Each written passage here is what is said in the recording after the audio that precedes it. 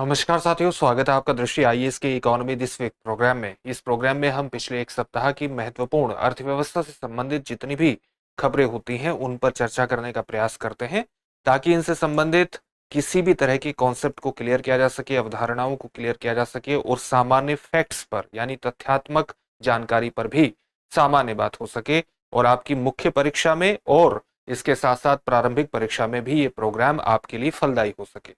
सामान्यतः हम कई 3 से 4 या कभी कभी 5 खबरों को भी इस प्रोग्राम में कवर करते हैं। एक सप्ताह में जितनी भी महत्वपूर्ण खबरें हैं, चाहे वो 3 की संख्या में हो, 4 की संख्या में हो या 5 की संख्या में हो, उन सभी खबरों पर हम विस्तार से बात करते हैं। तो इस सप्ताह कौन सी वे महत्वपूर्ण खबरें थी जो लगातार चर्चा में रही हैं, उनको सबसे पहले देख लेते हैं। 3 महत्वपूर्ण खबरें थी। भारत में आय असमानता को लेकर के एक महत्वपूर्ण आंकड़ा आया है जो कि गिनी गुणांक से संबंधित है, जो आय असमानता का एक महत्वपूर्ण मापक है। इसी प्रकार से भारत में विदेशी प्रत्यक्ष निवेश को लेकर के भी एक महत्वपूर्ण आंकड़ा हमारे सामने आता है, तो उसको भी देखने का प्रयास करेंगे और ये भी देखेंगे कि जो विदेशी प्रत्यक्ष निवेश होता है वो वस्तुतः होता क्या है, उसका मतलब क्या है। इसी में ग्रीनफील्ड निवेश जैसी अवधारणाओं को भी समझ लेंगे। साथ ही आप पीएलआई स्कीम के बारे में सामान्यतः जानते हैं। पीएलआई स्कीम जो कि प्रोडक्शन लिंक्ड इंसेंटिव स्कीम है, यानी उत्पादन से जुड़ी हुई प्रोत्साहन योजना है। इसको भारत में शुरू किया गया था। इसके बारे में हमने विस्तार से एक इकोनॉमी दिस वीक प्रोग्राम में ही चर्चा की है। वहां जाकर के आप इसके बारे में बेसिक जानकारी हासिल कर सकते हैं। हाल ही में भारत में जो सोलर फोटोवोल्टेइक सेल है उसकी उत्पादन क्षमता को बढ़ाने के अंतर्गत पीएलआई स्कीम को शुरू किया गया है, तो वो हमारे लिए विशेष रूप से महत्वपूर्ण है। तो उसको हम जानने का प्रयास करेंगे कि उसमें आवंटन किस किस प्रकार का किया गया है और किस प्रकार से भारत के नवीकरणीय ऊर्जा प्रयासों के अंतर्गत उस तरह की स्कीम महत्वपूर्ण हो जाती है जो कि उत्पादन से जुड़े हुए प्रोत्साहन स्कीम के अंतर्गत आता है। इन सभी खबरों पर विस्तार से बात होगी और फिर इनके लिए एक एक सामान्य प्रश्न भी होगा जिसका उत्तर आपको कमेंट बॉक्स में कमेंट करके देना होगा। सबसे पहले पहली खबर पर विस्तार से बात करते हैं।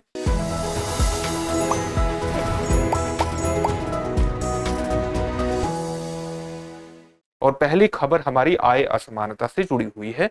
इस पर एक महत्वपूर्ण आंकड़े हमारे प्राप्त होते हैं भारत में आय असमानता से संबंधित।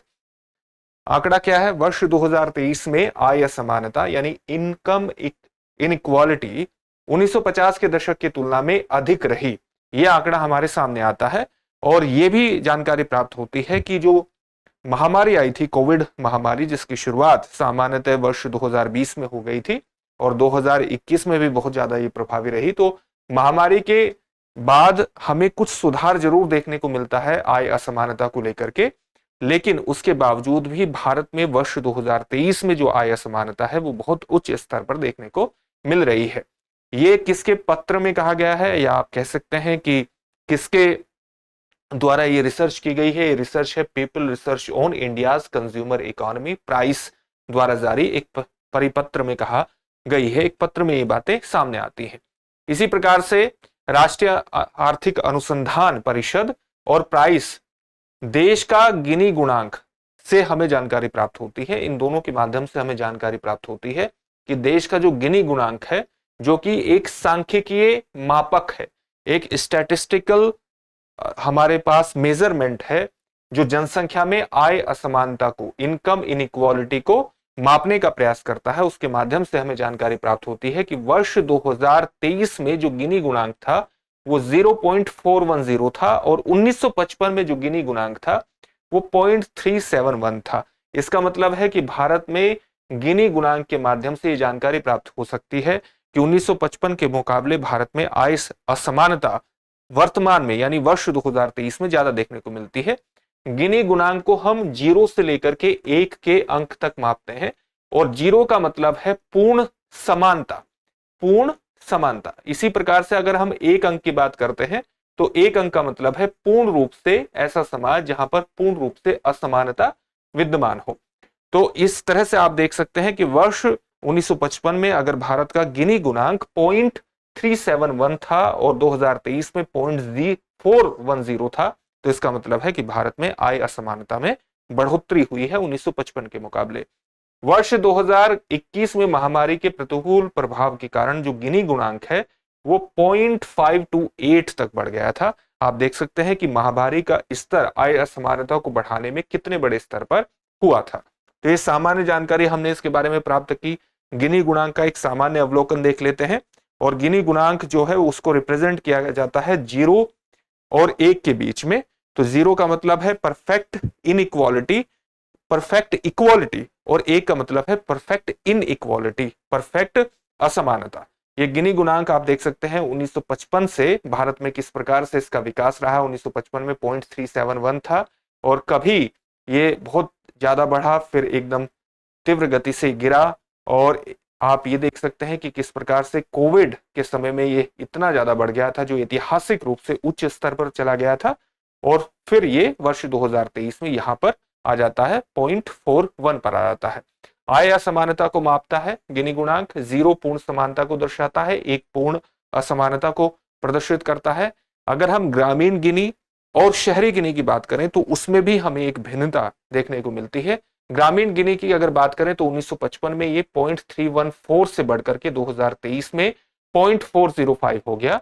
इसी प्रकार से अगर शहरी गिनी की बात करें, यानी आय असमानता में बढ़ोतरी हुई ग्रामीण गिनी के आंकड़ों के अनुसार।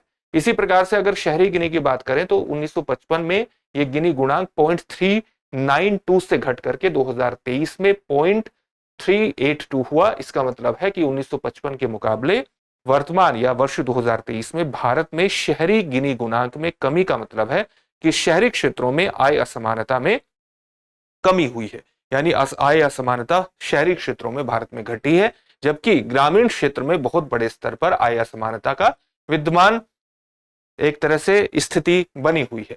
अगर हम आय वितरण की बात करें तो जो भारत में निचले 10% लोग हैं, निचले का मतलब है आय के हिसाब से जो सबसे कम आय प्राप्त करने वाले लोग हैं, और सबसे कम आय में भी जो सबसे नीचे के स्तर पर आय के हिसाब से रहने वाले 10% लोग हैं। घरेलू आय का हिस्सा 1955 में 3% से घट करके 2023 में उनका कितना रह गया है, 2.38%। यानी निचले जो 10% लोग हैं उनका जो हाउस होल्ड इनकम है वो भी घटी है, उसका परसेंटेज के हिसाब से भी वो एक हमें घटाव देखने को मिलता है। जो निचले 50% लोग हैं उनकी हिस्सेदारी में हल्की सी वृद्धि हुई है, जो 1955 में 22% से बढ़कर के 2023 में 22.82% हो गई है। और ऐसा किसके कारण है? भारत सरकार की कई सामाजिक कल्याण योजनाओं के कारण इस प्रकार हो सकता है, इस तरह के आंकड़े हमारे सामने आ सकता है। और जब हम सामाजिक कल्याण योजनाओं की बात करते हैं, उस सामाजिक कल्याण योजनाओं में मनरेगा जैसी योजनाएं भी आ जाती हैं, डीबीटी यानी डायरेक्ट बेनिफिट ट्रांसफर जैसी योजनाएं भी आ जाती हैं, जिसने आय असमानता को कम करने में एक महत्वपूर्ण योगदान दिया है। जितनी भी सामाजिक कल्याणकारी योजनाएं भारत सरकार द्वारा चलाई गई हैं, उनका कहीं ना कहीं एक योगदान रहा है आय असमानता को दूर करने में। इससे हमें यह भी पता चलता है कि अगर हम अपने समाज में आय असमानता को दूर करना चाहते हैं तो हमें अपनी सामाजिक कल्याण योजनाओं को ठीक तरीके से लागू करना और उनके वास्तविक फायदे जनता के वास्तविक हकदार लोगों तक पहुंचाना बेहद ज्यादा महत्वपूर्ण है।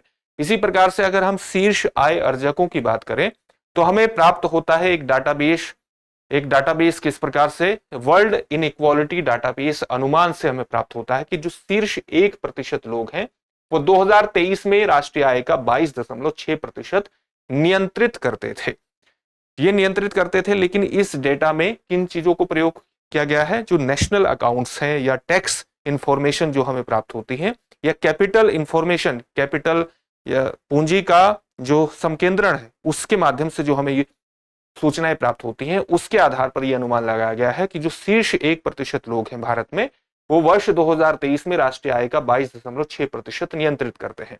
लेकिन भारत में जो आय सर्वेक्षण चलते हैं, अलग अलग प्रकार के इनकम सर्वे चलते हैं, उसके माध्यम से हमें पता चलता है कि जो शीर्ष 1% लोग हैं भारत में वो केवल टोटल इनकम का 7.3% ही नियंत्रित करते हैं। और उसका कारण क्या है? उसका कारण यह है कि जो भारत में आय सर्वेक्षण किए जाते हैं वो इनफॉर्मल इकोनॉमी को भी अपने आंकड़ों में शामिल करते हैं। और इनफॉर्मल इकोनॉमी भारत में बहुत बड़े स्तर पर लोगों को रोजगार देती है, जबकि जो वर्ल्ड इनइक्वालिटी डाटाबेस है उसमें इनफॉर्मल इकोनॉमी, असंगठित क्षेत्र जो इकोनॉमी का है, जो भारत में बहुत बड़े स्तर पर लोगों को रोजगार प्रदान करता है, उसको शामिल नहीं किया गया है। इस तरह से ये माना जाता है कि ये जो आंकड़े हैं बढ़ा चढ़ाकर प्रस्तुत किए गए हैं और वास्तविक स्थिति को यही आंकड़े प्रदर्शित करते हैं, जो कि भारत की इनफॉर्मल इकोनॉमी, अनौपचारिक अर्थव्यवस्था की भूमिका को प्रदर्शित करते हैं कि किस प्रकार से वो आय असमानता को दूर करने में महत्वपूर्ण भूमिका निभाती है। चुनौतियां और सिफारिशें अगर की बात करें आय असमानता को लेकर के, तो जो शीर्ष आय अर्जक हैं, उन शीर्ष आय अर्जकों में निरंतर आय संकेंद्रण यह संकेत देता है कि समावेशी आर्थिक रणनीतियों की आवश्यकता है। इसका मतलब यह है कि अगर जो समाज के आय के हिसाब से उच्चतम पायदान पर बने हुए लोग हैं, अगर उनकी आय में लगातार बढ़ोतरी होती है और समाज के संसाधनों का संकेंद्रण उनके हाथों में होता है, तो इसका कहीं ना कहीं मतलब यह है कि हमारे देश की सरकार को समावेशी आर्थिक रणनीतियों की आवश्यकता है, जिसमें समाज के सभी पक्षों को, सभी वर्गों को शामिल किया जा सके। इसके अलावा ग्रामीण शिक्षा, स्वास्थ्य सेवा, बुनियादी ढांचे में निवेश और प्रगतिशील कराधान, यानी जैसे जैसे आपकी आय बढ़ती चली जाती है, आप पर टैक्स भी अधिक बढ़ना चाहिए। ये समावेशी विकास के लिए आवश्यक होते हैं। और आप जानते हैं कि जब हम ग्रामीण शिक्षा, ग्रामीण स्वास्थ्य और बुनियादी ढांचे की बात करते हैं, तो ये ग्रामीण समाज में जो फैली हुई बड़े स्तर पर आय असमानता है, उसको दूर करने में प्रमुख भूमिका निभाएगा। शहरी क्षेत्रों में कहीं ना कहीं 1955 के मुकाबले आय असमानता में हमें एक घटाव देखने को मिलता है, कमी देखने को मिलती है, लेकिन जो ग्रामीण गिनी गुणांक है वो उच्च स्तर पर बना हुआ है, उसमें बढ़ोतरी हुई है। इसका सीधा सा मतलब है कि ग्रामीण क्षेत्र में आय असमानता को दूर करने के लिए बेहतर सामाजिक कल्याण नीतियों को लागू करना बेहद ज्यादा आवश्यक हो जाता है। तो ये पहला टॉपिक हुआ। अब दूसरे टॉपिक पर बात करेंगे, लेकिन उससे पहले आपके लिए एक महत्वपूर्ण सूचना है, और सूचना ये है कि दृष्टि आईएएस नोएडा में हमारे दो महत्वपूर्ण बैच प्रारंभ होने वाले हैं, एक हिंदी माध्यम का और एक इंग्लिश माध्यम का। इंग्लिश माध्यम का बैच प्रारंभ हो चुका है, लेकिन उसमें एडमिशन अभी भी जारी है, आप उसमें एडमिशन ले सकते हैं। इसके अलावा जो हमारी नोएडा शाखा है, उसमें हिंदी माध्यम का आईएएस फाउंडेशन बैच कब से प्रारंभ होगा? 16 जनवरी से प्रारंभ होगा। उसका समय होगा सुबह 11:30 बजे। आप इन बैचेस में एडमिशन लेने के लिए, चाहे वो हिंदी माध्यम का हो चाहे इंग्लिश माध्यम का हो, आप 8750187501 पर कॉल कर सकते हैं।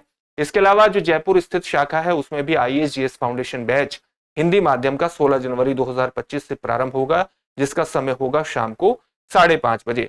इसके लिए भी आप 8750187501 पर कॉल कर सकते हैं और सफलता की दिशा में आप आगे बढ़ सकते हैं। अगला टॉपिक हमारा जो जुड़ा हुआ है वो भारत में विदेशी प्रत्यक्ष निवेश यानी एफडीआई से जुड़ा हुआ है। एफडीआई के बारे में भी हमने विस्तार से बात की है और एफडीआई की तुलना हमने एफपीआई से भी की है। हमारे इकोनॉमी दिस वीक के प्रोग्राम में आप जाकर के इस बात को समझ सकते हैं। यहां पर सामान्य रूप से चर्चा कर लेते हैं। जब हम विदेशी प्रत्यक्ष निवेश की बात करते हैं, तो ये इसका सीधा सा मतलब है कि कोई भी फॉरेन यूनिट यानी विदेशी इकाई, विदेशी यूनिट, चाहे वो व्यक्ति के रूप में हो, चाहे वो कंपनी के रूप में हो, चाहे वो सरकार के रूप में है, उसके द्वारा किसी दूसरे देश में, किसी अन्य देश की संपत्तियों में, उसके व्यवसायों में या संचालन में निवेश करना। सीधा सा मतलब है कि वो किसी न किसी प्रकार के व्यवसाय को शुरू करना चाहता है या इस प्रकार से किसी व्यवसाय का अधिग्रहण करता है जिससे उसके संचालन में उसकी मुख्य भागीदारी स्थापित हो जाए। इसको हम कहते हैं विदेशी प्रत्यक्ष निवेश। किसी भी देश में विदेशी प्रत्यक्ष निवेश विशेष तौर से भारत में इसलिए जरूरी है क्योंकि ये भारत में रोजगार सृजन का भी काम करता है। अगर कोई भी विदेशी कंपनी या व्यक्ति भारत में निवेश करता है, एक नई फैक्ट्री स्थापित करता है, कोई भी काम नया शुरू करता है, तो इसका सीधा मतलब है कि भारत में रोजगार सृजन होगा, उत्पादन को बढ़ावा मिलेगा, रोजगार सृजन होगा और भारतीय अर्थव्यवस्था का कहीं ना कहीं विस्तार होने में मदद मिलती है। इसलिए कोई भी देश अपने यहाँ एफडीआई को बढ़ाने का प्रयास करता है क्योंकि ये सीधे तौर पर अर्थव्यवस्था के विस्तार और रोजगार के बेहतर दशाओं को प्रदर्शित करता है। अगर हम इसकी उद्देश्य की बात करें एफडीआई के, तो वो आमतौर पर एक स्थायी हित स्थापित करने, स्थायी हित का सीधा सा मतलब है कि स्थायी रूप से हित स्थापित हो जाता है, न केवल कंपनी का बल्कि जहां पर इस कंपनी स्थापित हो रही है वहां पर लोगों को रोजगार मिलके भी। तो आमतौर पर एक स्थायी हित स्थापित करने और व्यवसाय पर एक स्तर तक नियंत्रण प्राप्त करने के उद्देश्य से इसको शुरू किया गया है। इसको लाया जाता है, एफडीआई को लाया जाता है। एफडीआई के प्रकार दो मुख्यतः प्रकार हैं। कौन कौन से? एक तो ग्रीन फील्ड निवेश के नाम से जाना जाता है और एक ब्राउन फील्ड निवेश के नाम से जाना जाता है। जब हम ग्रीन फील्ड निवेश की बात करते हैं तो उसका सीधा सा मतलब है कि मेजबान देश में नए संचालन जैसे कारखाने या कार्यालय स्थापित करना। किसी भी देश में अगर हम नए संचालन स्थापित करते हैं, चाहे नया कार्यालय स्थापित करें या नई फैक्ट्री स्थापित करें, नए कारखाने स्थापित करें, तो वो आता है ग्रीन फील्ड निवेश में। अगर हम मेजबान देश में, जिस भी देश में अपना कारोबार करना चाहते हैं, वहां पर मौजूदा व्यवसायों में निवेश करें और या उन्हें अधिग्रहित कर लें, इस प्रकार से निवेश करें, इस प्रकार से अधिग्रहित करें कि उनका संचालन में हमारी प्रमुख भूमिका स्थापित हो जाए, तो उसको हम क्या कहते हैं, ब्राउनफील्ड निवेश। यानी पहले से स्थापित कंपनी को अधिग्रहित करना या उसमें इस प्रकार से निवेश करना कि उसमें प्रमुख भूमिका स्थापित हो जाए। और अगर पूरी तरह से नए संचालन स्थापित करना चाहते हैं, कार्यालय या फैक्ट्री के रूप में, तो वो ग्रीनफील्ड निवेश के अंतर्गत आता है। भारत में निवेश के रास्ते दो प्रकार के सामान्यतः होते हैं, एक स्वचालित मार्ग, एक अनुमति मार्ग। स्वचालित मार्ग का सीधा मतलब है कि सरकार की स्वीकृति की आवश्यकता नहीं होती इसके अंतर्गत, और अनुमति मार्ग का मतलब है कि सरकार की पूर्व स्वीकृति की आवश्यकता होती है। जैसे अगर कोई भी एफडीआई टेलीकॉम क्षेत्र में या मीडिया के क्षेत्र में या रक्षा जैसे क्षेत्रों में आना चाहता है, तो उसको सरकार की स्वीकृति की आवश्यकता होती है। एफडीआई के आंकड़ों पर अगर हम ध्यान दें तो भारत में एफडीआई प्रवाह वर्ष 2024 के जनवरी से लेकर के सितंबर में 42% बढ़कर 42.13 बिलियन डॉलर हो गया, जो पिछले साल 29.73 बिलियन डॉलर था। अप्रैल सितंबर 2024-25 यानी 2024-25 का जो फाइनेंशियल ईयर है उसकी शुरुआत 1 अप्रैल से होती है, तो उसकी पहली छमाही में जो एफडीआई प्रवाह है वो 45% बढ़कर के 29.79 बिलियन डॉलर हो गया। 2023-24 में कुल एफडीआई जो है वो कितना रहा है, 71.28 बिलियन डॉलर तक पहुंच गया था। और 2024 में जो मासिक एफडीआई प्रवाह है वो लगभग 4.5 बिलियन डॉलर से अधिक रहा, बावजूद इसके कि कुछ वैश्विक अनिश्चितताएं बनी रही। और जब हम वैश्विक अनिश्चितताओं की बात करते हैं तो इसमें रूस यूक्रेन युद्ध भी आ जाता है। इसके अलावा इसमें मध्य पूर्व का चलने वाला संकट, मध्य पूर्व के संकट की जब हम बात करते हैं तो उसमें इजराइल, फिलिस्तीन, लेबनान के मध्य होने वाला संघर्ष, ये सारी चीजें शामिल हो जाती हैं। तो वैश्विक चुनौतियां लगातार बनी रही, उसके बावजूद भी भारत में एफडीआई प्रवाह बना रहा। भारत में एफडीआई के अंतर्गत प्रमुख योगदानकर्ता या प्रमुख निवेशक कौन रहे? जैसे सबसे बड़े निवेशक रहे मध्य पूर्व के देश, जापान, यूरोपीय संघ, अमेरिका और एफ्टा के देश, जो कि यूरोपियन फ्री ट्रेड एग्रीमेंट क्षेत्र को अभिव्यक्त करता है। वे क्षेत्र जिनमें सबसे अधिक एफडीआई भारत ने आकर्षित किया, वे क्षेत्र कौन से हैं? सेवाएं हैं, आईटी है, टेलीकॉम है, ट्रेडिंग निर्माण है, ऑटोमोबाइल है, रसायन है और फार्मास्यूटिकल क्षेत्र है। तो इस प्रकार से आप देख सकते हैं भारत में आने के फायदे क्या हैं। अगर भारत के फायदे यानी अगर कोई भी देश या कोई व्यक्ति या कोई सरकार या कोई कंपनी भारत में निवेश करना चाहती है तो उसके लिए किस प्रकार का आधार भारत में उपलब्ध है। एक तो भारत में घरेलू बाजार बहुत मजबूत है, उसका आकार बहुत ज्यादा बड़ा है, क्योंकि हमारा जो मध्य वर्ग है, मध्यम वर्ग का आकार बेहद ज्यादा बड़ा है। तो भारत में किसी भी चीज की एक सामान्य खपत होनी एक स्वाभाविक होती है, सामान्य तौर से किसी न किसी चीज की खपत हो जाती है। इसी प्रकार से कुशल कार्यबल है, भारत में स्किलफुल कार्यबल भी उपलब्ध है। भारत में कानून के शासन की बेहतर अवस्थिति है और इसके अलावा भारत का जो नियामक ढांचा है, जो रेगुलेशन फ्रेमवर्क है, वो भी एक स्टेबल प्रकार का रेगुलेशन ढांचा है। भारत में जो नीतियां हैं, विशेष तौर से जो सामाजिक आर्थिक नीतियां हैं, वो प्रगतिशील प्रकार की नीतियां हैं, व्यापार करने में आसानी वैश्विक निवेशकों को आकर्षित करती है, जो कि निवेशकों के विश्वास की बहाली का एक प्रमुख प्रमाण है। अमेरिकी फंड के सीईओ ने पिछले दशक में भारत के रिटर्न्स की सराहना की है और आगे निवेश की भी घोषणा की है। ये एक महत्वपूर्ण उदाहरण है कि किस प्रकार से निवेशक भारत में विश्वास करते हैं। भारत के शेयर बाजार का जो प्रदर्शन है वो भी विदेशी संस्थागत निवेश को यानी फॉरेन इंस्टीट्यूशनल इन्वेस्टमेंट्स को आकर्षित कर रहा है। तो भारत में न केवल एफडीआई में बढ़ोतरी हो रही है बल्कि एफपीआई के अंतर्गत भी बढ़ोतरी देखने को मिलती है। एफडीआई का महत्व यही है कि अगर भारत में एफडीआई आता है तो भारत में वो बुनियादी ढांचा परियोजनाओं के अंतर्गत महत्वपूर्ण विकास की स्थितियों का निर्माण करता है, भारत की आर्थिक वृद्धि और रोजगार सृजन के लिए विशेष रूप से महत्वपूर्ण है। इसके अलावा अगर भारत की आर्थिक गतिविधियों का विस्तार होता है तो भारत के राजकोषीय घाटे को भी इस प्रकार की स्थितियां संतुलित करने में मदद करती हैं और राजकोषीय घाटे को संतुलित करने में मदद करती हैं। इसके अलावा भारत से निर्यात बढ़ता है और अगर भारत का चालू खाता घाटा एक नियोजित अवस्थिति में रहता है, ठीक अवस्थिति में रहता है, तो इससे भारत के भुगतान संतुलन पर भी सकारात्मक असर पड़ता है। तो भुगतान संतुलन भारत का स्थिर रहता है और ये सारी चीजें मिलकर के भारत में रुपये को स्थिर करने में मदद करती है। तो ये हमारा दूसरा टॉपिक हुआ। तीसरा टॉपिक क्या है? तीसरा टॉपिक है हमारा पीएलआई स्कीम से जुड़ा हुआ यानी प्रोडक्शन लिंक्ड इंसेंटिव स्कीम, उत्पादन से जुड़ा हुआ प्रोत्साहन योजना। आप जानते हैं कि हाल ही में इस योजना पर हमने विस्तार से बात की हुई है, तो यहां पर हम बेसिक जानकारी ही हासिल करेंगे। इसका सीधा सा मतलब है कि आप उत्पादन को किस प्रकार से प्रोत्साहन देंगे। कुछ ऐसी चीजों के उत्पादन को प्रोत्साहन देना विशेष रूप से महत्वपूर्ण है जिनका भारत बहुत बड़े स्तर पर एक प्रकार से आयात करता है, और साथ ही कुछ ऐसी चीजों का उत्पादन बढ़ाया जाना आवश्यक है जो भविष्य में भारत के लिए बेहद ज्यादा महत्वपूर्ण हो सकती है। तो भारत दूसरों के लिए निर्यात कर सके, न कि आयात पर निर्भर हो। इसके लिए जरूरी क्या है कि आप कुछ क्षेत्रों को प्रोत्साहन प्रदान करें। कुछ क्षेत्रों को प्रोत्साहन आप किस प्रकार से प्रदान करेंगे कि जितनी भी कोई कंपनी किसी उत्पाद को बेचती है, तो हर एक अतिरिक्त उत्पाद को बेचे जाने पर अगर आप प्रोत्साहन प्रदान कर दें, अतिरिक्त उत्पाद को बेचे जाने पर अगर आप प्रोत्साहन देंगे, तो ये कंपनी नए तरीके, इनोवेशन और तकनीकी अपनाने के लिए प्रोत्साहित होगी, और इससे इसे उत्पादन बढ़ेगा। इससे उत्पादन बढ़ेगा तो निर्यात बढ़ाने में भी निर्यात बढ़ाने में भी मदद मिलेगी भारत को, और भारत का जो आयात है वो भी कम हो जाएगा, और इससे भारत का चालू खाता घाटा, राजकोषीय घाटा नियंत्रित रहेगा और भारत का रुपया भी मजबूत बना रहेगा। तो प्रोडक्शन लिंक्ड इंसेंटिव स्कीम अपने आप में एक बहुउद्देशीय परियोजना के रूप में आप इसको कह सकते हैं। हाल ही में चर्चा में इसलिए रहा क्योंकि भारत सरकार के नवीन और नवीकरणीय ऊर्जा मंत्रालय द्वारा उच्च दक्षता यानी हाई एफिशिएंसी सौर पीवी यानी जो फोटोवोल्टेइक मॉडल्स हैं उनके राष्ट्रीय कार्यक्रम के लिए उत्पादन से जुड़ी प्रोत्साहन यानी पीएलआई योजना लागू की जा रही है। इसका सीधा सा मतलब क्या है? जब हम सोलर पीवी की बात करते हैं तो सोलर पीवी क्या करती है? वो सौर ऊर्जा को किस में बदलती है? विद्युत ऊर्जा में बदलती है। विद्युत ऊर्जा में किस प्रकार से बदलती है? आप जानते हैं कि इसमें सोलर पैनल लगे होते हैं, और जो सोलर पैनल होते हैं उसमें सेल्स स्थित होती हैं, सोलर सेल्स स्थित होती हैं जो सौर ऊर्जा को विद्युत ऊर्जा में परिवर्तित होते हैं।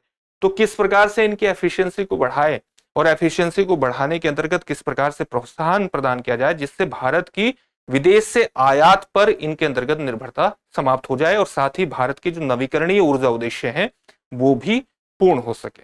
तो ये इस प्रकार से भी बहुउद्देशीय परियोजना स्थापित हो जाती है, सिद्ध हो जाती है। उद्देश्य क्या है इसका? उच्च दक्षता सौर पीवी मॉड्यूल में गीगावाट पैमाने पर उत्पादन क्षमता हासिल करना। गीगावाट का सीधा सा मतलब क्या होता है? 1 बिलियन। गीगावाट का मतलब है 1 बिलियन वोट, या आप इसको 1000 मेगावाट के रूप में भी परिभाषित कर सकते हैं। 1000 मेगावाट अपने आप में एक बहुत बड़ी उच्च क्षमता को प्रदर्शित करती है। तो इस प्रकार से सोलर पीवी मॉड्यूल्स की क्षमता को बढ़ाना ताकि वो गीगावाट्स में सौर ऊर्जा का उत्पादन कर सके, और इसके लिए 24,000 करोड़ रुपए का आवंटन किया गया है। सौर पीवी निर्माता एक पारदर्शी चयन प्रक्रिया के माध्यम से चुने जाते हैं, और इस योजना में चयनित सौर पीवी मॉड्यूल निर्माताओं को उत्पादन और बिक्री पर 5 वर्षों तक उत्पादन से जुड़े हुए प्रोत्साहन का प्रावधान है, जो उच्च दक्षता सौर पीवी मॉड्यूल्स के निर्माण और बिक्री के लिए मुख्यतः होगा। सामान्य चीजों को आपने जान लिया, अब इसके बारे में और जानकारी हासिल करते हैं। यह योजना भारत में उच्च दक्षता सौर पीवी मॉड्यूल्स के निर्माण के लिए एक पारिस्थितिकी तंत्र यानी इकोसिस्टम बनाने का लक्ष्य रखती है, ताकि नवीकरणीय ऊर्जा क्षेत्र में आयात पर निर्भरता कम किया जा सके। इसका सीधा सा मतलब है कि भारत में सौर ऊर्जा के निर्माण को इस प्रकार से बढ़ावा देना कि भारत में इसका अपना एक इकोसिस्टम, पारिस्थितिकी तंत्र डेवलप हो जाए, और भारत की आयात पर निर्भरता कम हो जाए। भारत आयात पर निर्भर न रहे कि बल्कि भारत इसमें निर्यात कर सके, और न केवल निर्यात कर सके बल्कि भारत में ऊर्जा का उत्पादन इस प्रकार से हो सके कि भारत में नवीकरणीय ऊर्जा उत्पादन में महत्वपूर्ण भूमिका निभा सके, और फॉसिल फ्यूल यानी जो जैव, एक प्रकार से आप कह सकते हैं जीवाश्म ईंधनों के माध्यम से जो ग्रीन हाउस गैसेस का उत्सर्जन होता है उस पर भी इसके माध्यम से नियंत्रण स्थापित किया जा सके। तो इस प्रकार की योजना न केवल उत्पादन को प्रोत्साहन प्रदान करती है बल्कि भविष्य में ग्रीन हाउस गैसेस के उत्सर्जन में भी कमी ला सकती है, जिससे अंततः वैश्विक तापन और जलवायु परिवर्तन के प्रभाव को कम करने में हमें मदद मिलेगी। तो भारत की व्यापक योजना का एक महत्वपूर्ण हिस्सा है कि हम इस प्रकार की योजना को पीएलआई से जोड़ रहे हैं। तो योजना के उद्देश्य यही है कि उच्च दक्षता वाले सौर पीवी मॉड्यूल्स की निर्माण क्षमता को विकसित करना, उच्च दक्षता वाले मॉड्यूल्स के निर्माण के लिए कटिंग एज तकनीक को भारत लाना, जो लेटेस्ट टेक्नोलॉजी है उसको भारत में लाना। योजना तकनीकी दृष्टि से निरपेक्ष होगी, इसका मतलब यह है कि सभी तकनीकों की अनुमति होगी। हालांकि जो तकनीकी बेहतर मॉड्यूल्स प्रदर्शन देती हैं उन्हें सामान्य तौर से प्रोत्साहित किया जाएगा। बेहतर गुणवत्ता नियंत्रण और प्रतिस्पर्धा के लिए एकीकृत संयंत्रों की स्थापना को बढ़ावा दिया जाएगा। सौर निर्माण में स्थानीय सामग्री के स्रोत के लिए एक पारिस्थितिकी तंत्र का विकास किया जाएगा और रोजगार सृजन और प्रौद्योगिकी में आत्मनिर्भरता को भी स्थापित किया जाएगा। ये सामान्य बात हुई। अब इन सभी टॉपिक से संबंधित एक एक प्रश्न देखेंगे, जिन प्रश्नों के उत्तर आपको कमेंट बॉक्स में कमेंट करके देने हैं। पहला प्रश्न क्या है, गिनी गुणांक क्या मापता है? आपके ऑप्शन है गरीबी दर, आय असमानता, रोजगार दर या शिक्षा स्तर। दूसरा प्रश्न क्या है, दूसरा प्रश्न है ग्रीनफील्ड निवेश का क्या अर्थ है? ऑप्शन है आपके मौजूदा व्यवसायों में निवेश करना, किसी नए व्यवसाय की स्थापना करना, विदेशी मुद्रा को बैंक में जमा करना या किसी देश की बुनियादी ढांचा परियोजना में निवेश करना। तीसरा प्रश्न क्या है, नवीन और नवीकरणीय ऊर्जा मंत्रालय द्वारा लागू की जा रही उत्पादन से जुड़ी प्रोत्साहन योजना का मुख्य उद्देश्य क्या है? उच्च दक्षता वाले सौर पीवी मॉड्यूल्स की निर्माण क्षमता को बढ़ाना, सौर ऊर्जा उत्पादन को कम करना, आयात पर निर्भरता को बढ़ाना, घरेलू ऊर्जा उत्पादन को कम करना। इन सभी प्रश्नों के उत्तर आपको कमेंट बॉक्स में कमेंट करके जरूर देने हैं। फिर से एक नए सेशन में आपसे मुलाकात होगी। धन्यवाद। डियर व्यूअर्स, अपने एग्जाम की तैयारी को और बेहतर करने के लिए हमारे चैनल को लाइक, शेयर और सब्सक्राइब करना न भूलें।